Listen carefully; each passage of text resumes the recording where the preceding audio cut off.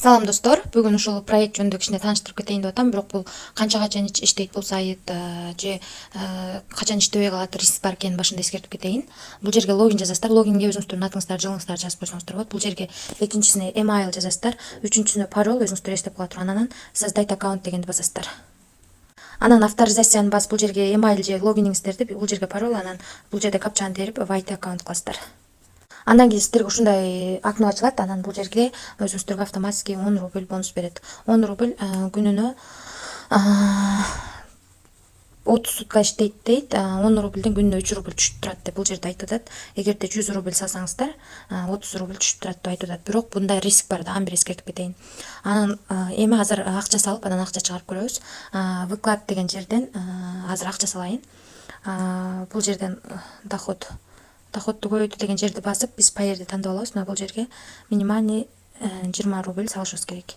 20 рубль деп жазабыз дагы, могу жерден Payeer'ди белгилейбиз. Андан кийин инструкция дегенди басабыз.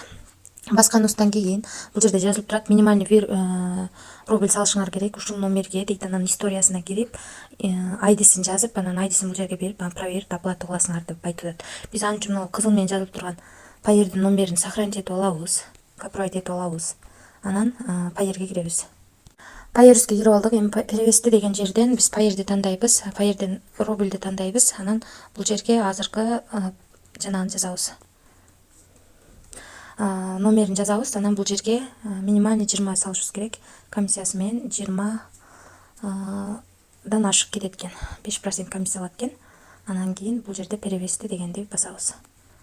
Басабыз и подтвердить кылабыз. Подтвердить кылып алдык. Эми закрытты басабыз дагы. Историяга киребиз. Историяга кирип, бизге ID номери керек. Буну копировать этип алабыз номерин.